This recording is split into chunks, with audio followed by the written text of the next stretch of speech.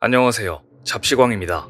시진핑 중국 국가주석의 유일한 정치적 라이벌로 여겨졌던 리커창 전 중국 국무원 총리가 돌연 사망하자 중국은 지금 리커창 전 총리에 대한 추모 열기 속에서 그의 갑작스러운 죽음을 둘러싼 음모론이 나오고 있습니다. 중국 관영 CCTV는 지난 27일 리커창 전 총리가 상하이에서 심장마비로 사망했다고 보도했습니다. 현재 중국 SNS에는 확인되지 않은 음모론이 난무하고 있습니다. 심장마비로 쓰러진 리커창 전 총리가 의사도 없는 구급차로 이송됐다며 인터넷에 공유된 영상을 보면 인공호흡기를 끼고 누워있는 중년 남성 옆에서 간호사로 보이는 여성이 하염없이 흐느끼고 있습니다. 하지만 곧 이 영상은 중국 장시성에 살던 한 부부의 사연으로 가짜 화면이란 반박이 나왔습니다. 그런가 하면 당국이 일부러 구급조치를 늦추고 리커창을 근처 심장전문병원에 보내지 않았다는 식의 음모론까지 난무합니다. 홍콩 매체는 리 전 총리가 상하이의 귀빈호텔에서 수영을 하다가 심장마비를 일으켰고 5km 떨어진 가까운 병원에 옮겨진 것이라고 보도했는데요. 예전에 관상동맥우에 수술을 받았을 만큼 심장이 좋지 못했단 말도 보도되었는데 리커창 총리가 이런 수술을 받을 만큼 심장이 안 좋았다는 이야기는 이번에 처음 나왔습니다. 온갖 풍문을 뒤로한 채 리커창의 시신은 국가급 지도자 장례 절차에 따라 베이징으로 운구됐습니다. 그런데 한때天安门 광장에 대규모 추모 인파가 몰렸다는 영상도 있었지만 실제 분위기는 전혀 다릅니다. 리커창의 안우이성 고향집을 비롯한 각지에서 추모객들이 인산인해를 이룬 것과 대조적입니다. 중국 정부가 예상을 뛰어넘는 추모 열기에 당황해 추모 열기를 잠재우기 위한 조치들을 취했기 때문입니다. 이미 베이징 대학가에 집회금지령이 내려졌고 리커창 사망은 포털 검색어 순위에서 사라졌습니다. 대신 시진핑의 농업 정책 관련 내용이 갑자기 맨 위로 치고 올라왔습니다. 하지만 음모론은 꼬리에 꼬리를 물고 확대 생산되고 있으며 개혁 성향의 인사들은 SNS를 통해 의문을 제기하고 있습니다. 중국을 흔히 블랙박스의 나라라고 말합니다. 그만큼 내부에서 일어나는 일이 투명하게 외부로 알려지지 않는 사회라는 의미입니다.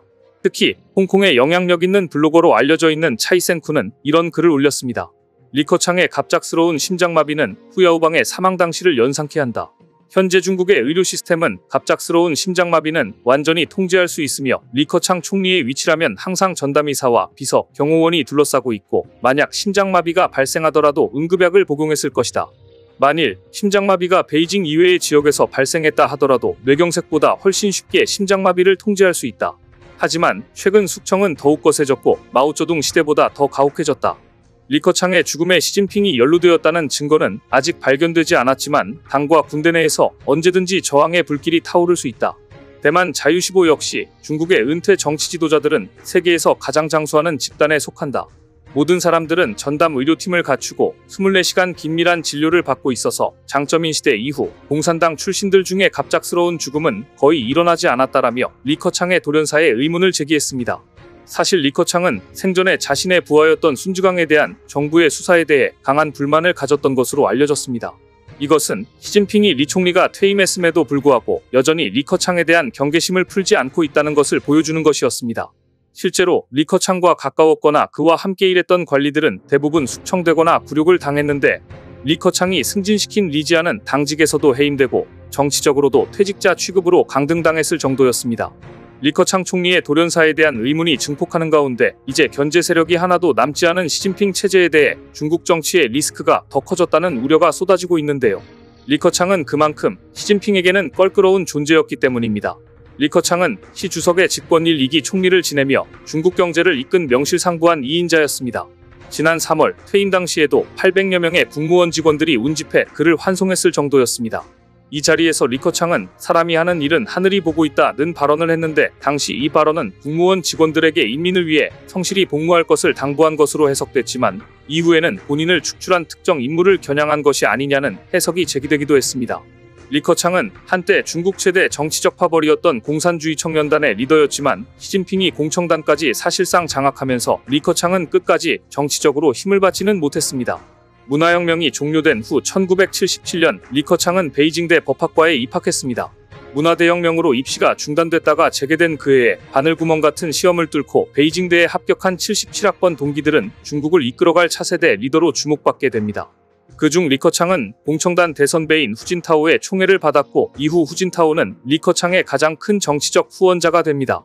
리커창은 44세의 최연소 헌안성 성장을 지낸 이후 국가주석의 유력 후보로 여겨졌으나 그런데 주석의 자리는 당시로서는 리커창에 비해 상대적으로 존재감이 약했던 시진핑이 차지합니다. 시 주석이 2007년 상하이 당서기로 발탁되면서 분위기가 달라지기 시작한 것입니다. 장점인 전 중국 국가주석이 이끌던 정치파 벌인 상하이방은 당시 후진타오 리커창의 공청단을 극도로 견제했고, 그래서 장점인의 상하이방이 상대적으로 중립적 색깔을 띠었던 태자당의 시진핑을 밀며 모든 수단을 동원해 리커창을 막아섰다는 해석도 있습니다. 그리고 결국 2010년 운명의 날, 전 세계의 이목이 집중되었던 그날, 중앙군사위 부주석에 시진핑이 지명되면서 리커창과 시진핑의 권력 다툼은 결국 시진핑의 승리로 종결됐습니다. 당시 정칭홍이 강력하게 시진핑을 밀지 않았다면 부주석의 자리는 가장 인기 있었던 지도자 리커창의 차지가 되었을 것이란 전망이 우세했습니다. 이후 시진핑 우위의 서열이 계속해서 이어지다가 시진핑이 국가주석이 되자 리커창은 2013년 공산당 서열 2위 국무원 총리에 오르며 대한 세력에 만족해야 했습니다. 관료 스타일의 리커창이 시진핑의 카리스마에 눌려 자신 의색을 보여주지 못했다는 해석과 함께 공청단 파벌의 세가 약해지면서 리커창의 정책에 힘을 실어주지 못했다는 분석도 나옵니다. 하지만 리커창에 대한 중국 인민과 공산당의 신임은 두터웠습니다.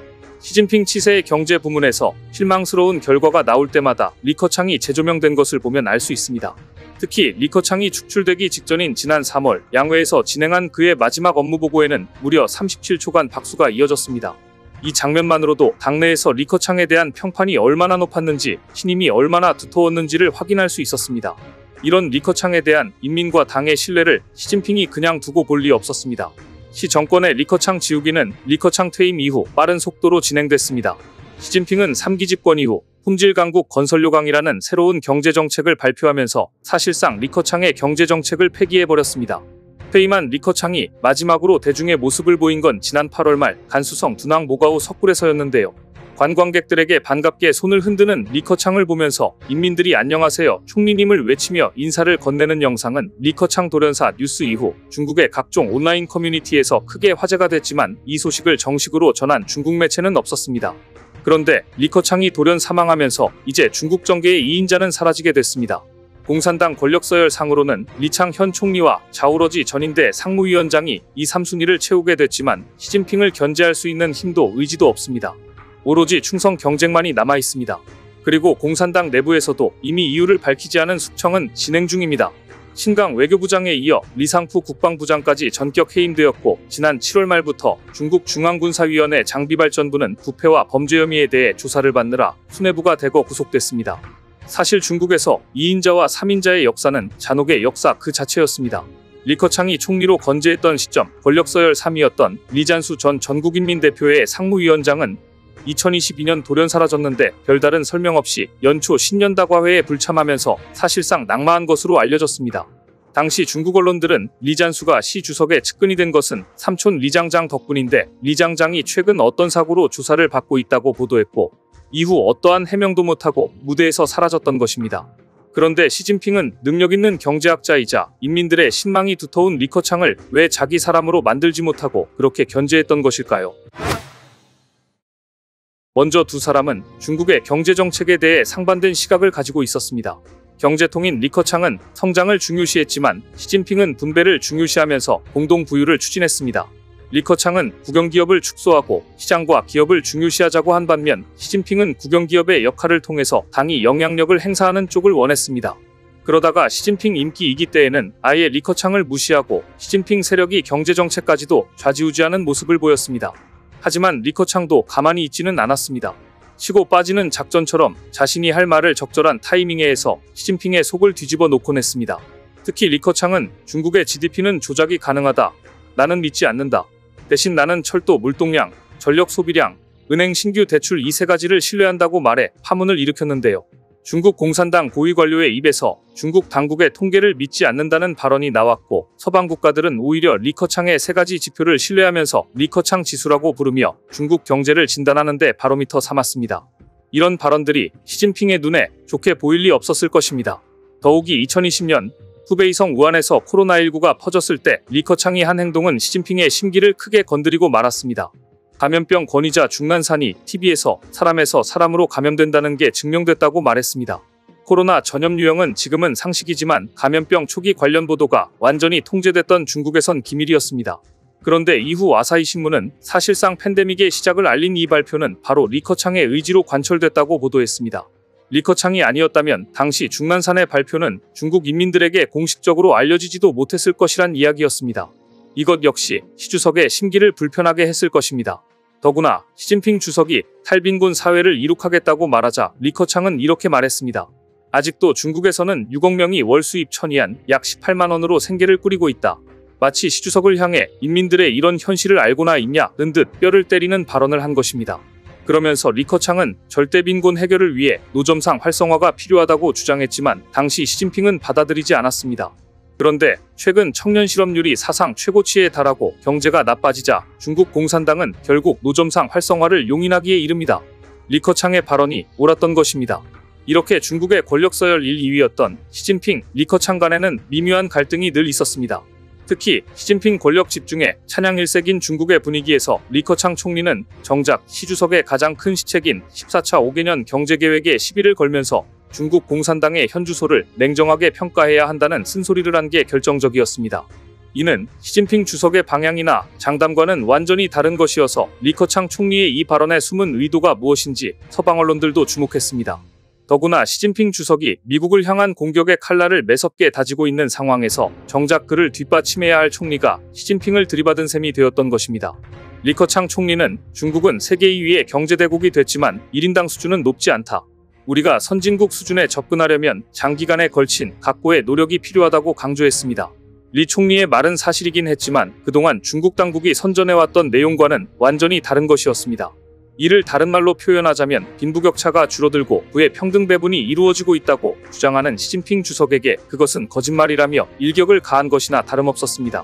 또한 시진핑 주석이 자신의 새로운 국가자본주의의 길을 재천명하며 기본적으로 중국 정치 경제에 대한 공산당의 전면적인 통제를 주도하겠다고 밝히자 리커창 총리는 시진핑 주석의 경제 방향과는 완전히 다른 소리를 했습니다.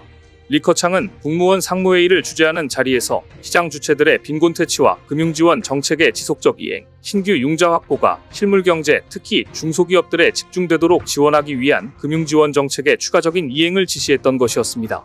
사실 리커창 총리가 지시했던 내용들은 중국 경제 활성화와 안정을 위해 모두 필요한 정책들이었습니다. 하지만 두 사람은 달라도 너무 달랐습니다.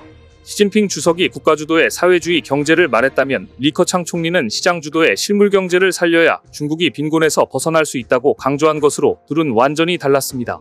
시진핑 주석이 국가주도의 공유경제를 다시 주창한 것은 중국 공산당이 지속할 수 있는 유일한 방법은 바로 그것밖에 없다고 판단했기 때문이었습니다.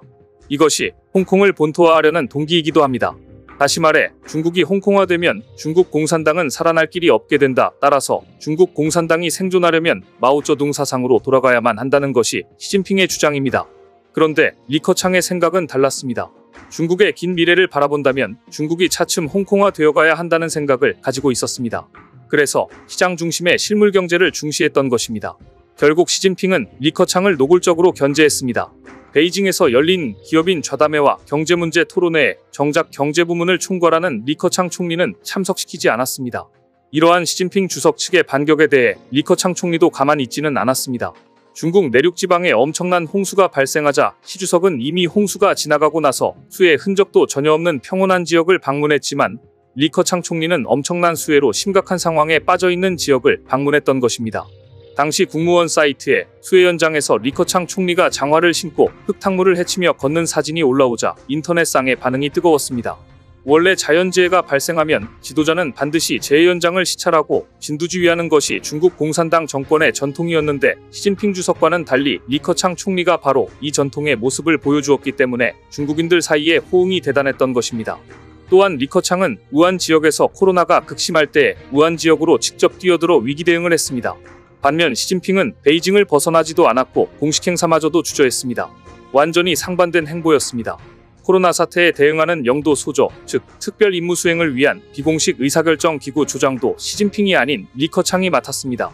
시진핑 주석 자신이 주재한 회의에서 그렇게 정했고 코로나의 진원지인 후베이성 우한시를 방문한 관료는 리커창 총리였습니다. 당시 중국 전문가들은 코로나19 사태가 정치적으로 위험하다는 걸 알고 시진핑이 리커창 총리에게 그 총책임을 맡겼다고 분석했습니다. 그런데 코로나19가 잠잠해졌을 때 제로 코로나 정책을 펼치며 뒤늦게 언론의 부쩍 모습을 비추었던 시진핑은 모든 공은 또 자신에게 집중되도록 했습니다. 이처럼 사사건건 리커창과 시진핑은 물밑에서 신경전을 벌였고 중국 권력 최상층부의 충돌은 모두가 아는 사실이었습니다. 군부를 장악하고 실권을 쥔 인물은 시진핑이었지만 중국인민들에게 신망을 얻었던 정치인은 리커창이었습니다. 그래서 리커창의 부고 소식이 알려지자 SNS마다 엄청난 해시태그가 달리고 리커창 동지 영정, 리커창 동지 부고 등이 각각 검색어 순위 1, 2위를 기록하는가 하면 리커창 동지가 세상을 떠났다라는 해시태그가 22억 회 이상의 조회수를 기록하는 등 추모 열기가 뜨거웠던 것입니다. 그러자 중국 당국은 지금 SNS를 통해 추모 열기가 확산되는 것을 틀어막으려 안간힘을 쓰고 있습니다. 1989년 6월 테난먼 민주화운동이 후야오방 전 총서기의 추도식이 계기가 됐다는 점에서 리커창 추모 열기가 행여나 시진핑 반정부 시위로 발전할까 두려워하는 것인데요. 급기야 지난 29일 리 전 총리의 사망 사흘째 되던 날 중국 SNS 등에서 그와 관련 해시태그가 돌연 사라졌습니다. 웨이보에서는 전날과 달리 상위 50위에서 리 전 총리 관련 해시태그를 찾아볼 수 없었습니다. 또 중국 대표 포털 사이트 바이두의 실시간 검색어 상위 50위에서도 관련 해시태그가 자취를 감췄습니다. 관영 매체도 리 전 총리와 관련해 자세히 다루지 않고 단신 뉴스만 내보여 뜨거운 추모 열기와 다른 행보를 보였습니다. 당국이 개입하지 않고서는 있을 수 없는 일입니다. 하지만 리 총리를 애도하는 중국인민들의 열기는 사그라들지 않고 있습니다. 리커창이 유년 시절에 살던 안우이성 허페이의 주택 앞에는 추모꽃다발이 이어지고 있습니다. 지금 중국 전문가들은 시진핑이 리커창을 비난하고 견제해 온 건 어제 오늘의 일이 아닌데 왜 하필 지금 리 총리의 사망 소식이 알려진 것인가? 왜 하필 지금인가에 주목하고 있습니다. 시진핑이 리커창의 죽음에 개입했다는 증거는 아직 없지만 전문가들은 시진핑 3기 내각이 의외로 허약하다는 점을 이유로 꼽습니다. 신강 외교부장과 국방부장 등 신위 부대들이 부패 혐의로 추락하고 여기에 엄청난 청년 실업률과 헝다그룹의 파산설 등 중국 경제의 침체로 수세에 몰린 시진핑이 행여나 반시진핑파의 구심점이 될 수 있는 마지막 인물, 즉 능력과 자질 면에서도 평생의 라이벌이었던 리커창을 그대로 둘 수 없었던 것이 아닌가 하는 분석이 나오고 있는데요. 대부분의 중국 전문가들은 이렇게 예견합니다. 시진핑은 리커창 전 총리의 추모 열기를 어떻게든 시키기 위해 갖은 방법을 동원하겠지만 만일 리커창의 장례식이 제대로 치러지지 않으면 오히려 국민저항이 걷잡을 수 없을 것이라고 말입니다. 장기 집권과 경제 침체로 시 주석에 대한 반발 여론이 높아진 상황에서 리커창 전 총리의 사망이 어떤 식으로 전개될지 귀추가 주목됩니다. 중국의 경제 위기와 민심 위반이 심상치 않습니다. 최근 중국의 대형 부동산 개발업체 비구이 위안이 달러 표시 채권에 이자를 갚지 못하고 결국 디폴트에 빠지면서 중국 부동산업계의 도미노 디폴트가 현실화되고 있는데요. 부동산 분야에 크게 의존하던 중국 지방정부들의 과도한 부채 문제가 한계 상황에 다다르면서 부동산발 중국의 경제 위기가 언제 터질지 숨죽이며 지켜보는 상황이 되었습니다. 문제는 비구이 위안이 끝이 아니라는 점입니다. 우리에게도 익숙한 비구이 위안, 헝다 외에도 위안양, 다롄완다그룹 등 다른 대형 부동산 개발업체들 역시 전부 동시에 유동성 위기를 겪고 있다는 점에서 비구이 위안의 디폴트는 시작에 불과하다고 볼 수 있습니다.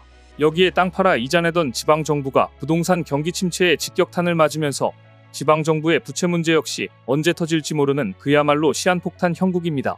비구이 위안의 디폴트 사태가 유독 중국 경제에 뼈아픈 이유가 있는데요. 비구이 위안은 다른 부동산 개발업체와 달리 중소도시 위주로 부동산 개발에 나서는 전략을 사용해왔습니다.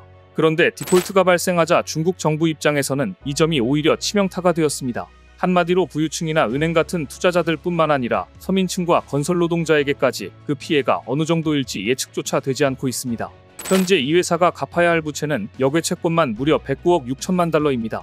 58억 1천만 달러 상당의 비위안화 표시대출도 갚아야 합니다. 대부분 보도에서는 주로 이 건설회사가 은행에 갚아야 할 부채를 못 갚고 있는 것에만 초점을 맞추고 있지만 사실 더 심각한 문제는 서민과 노동자들이 비구이 위안 때문에 막대한 피해를 입었다는 점입니다. 최근 블룸버그는 중국 산둥성 주예현에 거주하는 화이란이라는 여성의 사례를 소개하며 그가 2021년 비구이 위안으로부터 산 아파트가 공사가 지연되며 아예 입주조차 하지 못하게 됐다고 전했습니다. 화이란 씨는 진흙으로 만들어진 집에서 유년 시절을 보내며 벽돌로 지어진 아파트를 사겠다는 일념으로 재산을 모았고 전 재산을 쏟아 아파트 분양권을 샀지만 그가 산 아파트는 완공되지도 못한 상황에서 가격이 25%나 떨어졌습니다. 이것도 사겠다는 사람이 없으니 그가 날릴 돈이 25%에 불과할지 어떨지 알 수 없는 상황입니다. 또 비구이 위안의 건설 노동자들은 공사 중단으로 밀린 임금을 지불받지 못해 생활고에 처하게 됐습니다. 비구이 위안의 광둥성 건설 현장에는 수개월째 임금을 받지 못한 건설 노동자들이 파업에 나섰습니다. 현재 중국 SNS인 더우인에는 건설 노동자와 재산 피해를 본 시민들이 당국의 비구이 위안이 임금을 지불하고 공사를 재개할 수 있도록 해달라고 항의하는 모습이 담긴 영상이 확산되고 있습니다. 이렇게 중소도시를 기반으로 성장해온 기업이 위기에 빠질 경우 중국 3, 4선 도시의 서민 경제는 직격탄을 맞고 중국 전역에서 민심 위반이 일어날 수 있다는 점이야말로 진짜 중국 경제의 뇌관입니다. 전문가들은 중국 정부가 부동산 개발업체의 연쇄 디폴트를 얼마나 효과적으로 차단하는지에 따라 향후 중국 경제의 명운이 갈릴 것이라고 보고 있습니다.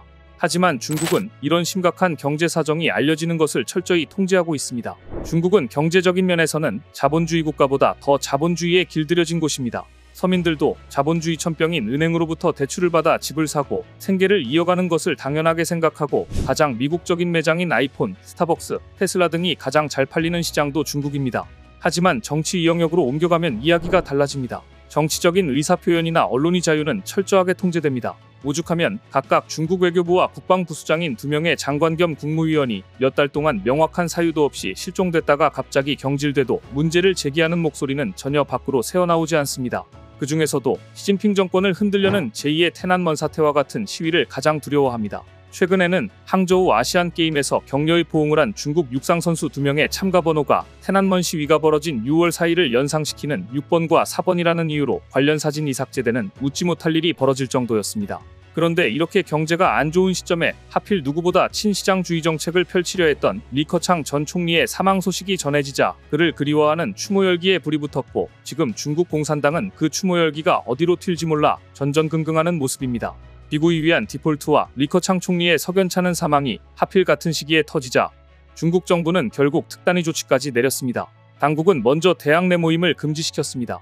또한 태난먼 근처에는 접근 금지 명령을 내렸으며 태난문으로 향하는 지역의 통행까지 금지시켜버렸습니다. 전시 사태에 준하는 조치라고 볼 수 있는데요. 또한 리 총리의 사망이 확인된 지 수일이 지났음에도 장례식 일정조차 발표하지 못하고 있습니다. 중국 안팎에선 제2의 후야오방 사망 이후 사태를 우려하기 때문이라는 지적이 나오고 있습니다. 1989년 태난먼 사태는 후야오방 총서기의 사망 소식에서 촉발되었기 때문입니다. 결국 시진핑 주석은 대규모 경기 부양책으로 민심을 잡기 위해 예상보다 빠른 극약 처방을 들고 나왔습니다. 국채를 무려 1조 위안이나 추가 발행하기로 한 것입니다. 중국 정부가 올해 GDP 대비 3%를 목표로 했던 재정 적자 규모를 늘려 4분기부터 1조 위안, 우리 돈으로 무려 184조 원 규모의 국채를 추가로 발행하기로 했습니다. 올해 5% 안팎의 경제 성장률 목표를 달성하고 경기 회복 흐름을 이어가기 위해 재정 적자를 늘리기로 한 겁니다. 명목상으로는 재해 복구를 위한 국채 발행이라고 했지만 중국 정부가 올해 정한 재정 적자 목표를 수정하면서까지 추가 국채를 발행한 이유는 사실상 관련 인프라 건설 사업을 통해 경기를 활성화하려는 의도가 담겨 있습니다. 이처럼 중국 정부가 연초에 설정한 재정 적자 목표를 조정하고 확대하는 것은 아주 드문 일입니다. 막대한 국채를 추가로 발행하게 되면 올해 재정 적자 규모는 GDP 대비 3%에서 3.8%로 크게 늘기 때문입니다. 이 같은 조치는 중국의 경제 상황이 예상보다 심각하다는 방증으로도 볼 수 있습니다. 사태의 심각성은 시진핑 주석이 취임 후 10여 년 만에 처음으로 중앙은행인 인민은행을 방문한 것을 봐도 알 수 있습니다. 중국이 1조 위안, 즉 184억 원에 달하는 국채를 추가로 발생하면 중국의 GDP 대비 국가 채무 비율이 300%에 이르는 점을 감안할 때 이것은 정말 이례적으로 큰 규모입니다. 외형상 목적은 올해 목표 성장률 5%를 달성하기 위한 긴급 대책 성격이 짙지만 시진핑이 내세웠던 모두가 잘 사는 사회 구축의 실패, 경기 침체, 1대1로와 위안화 국제화 부진, 미국과의 경제 패권 다툼 열세 등 위기에 처한 시진핑 리더십을 살리기 위한 자구책이라는 시각이 지배적입니다. 그러나 서방에서는 이번 조치가 경기를 살리기보다 부작용이 더 클 것이라고 우려합니다. 국가 채무가 이미 위험선을 넘은 여건에서 추가 발행분이 소화되지 못하면 국채금리가 급등할 수밖에 없기 때문입니다. 중국 정부가 우려하는 이 상황에 봉착하면 늘어난 공공지출을 민간지출이 상쇄하는 구축 효과가 발생하기 때문입니다. 베네수엘라, 엘살바도르 등 이런 식의 경기 부양을 추진한 국가들도 대부분 실패로 끝났습니다. 전문가들은 중국 경기가 살아나려면 경제운용 체계부터 바뀌어야 한다고 지적합니다. 1년 전 20차 공산당 대회에서 다시 선택한 폐쇄경제와 계획경제를 개방경제와 시장경제로 되돌려놓는 것이 급선무라는 얘기입니다. 하지만 경제까지 전권을 쥐고 있는 시 주석이 바뀌지 않으면 어떤 경기부양 조치를 내놓더라도 반짝 효과밖에 없습니다. 지난 2년간 20차례가 넘는 경기부양 조치를 했지만 효과가 없었던 것처럼 말입니다. 만일 시진핑 정권이 경제를 다시 살리지 못한다면 민심 위반은 더욱더 가속화될 것입니다. 오늘 준비한 소식은 여기까지입니다. 댓글을 통한 여러분들의 많은 의견 기다리겠습니다. 시청해주셔서 감사합니다.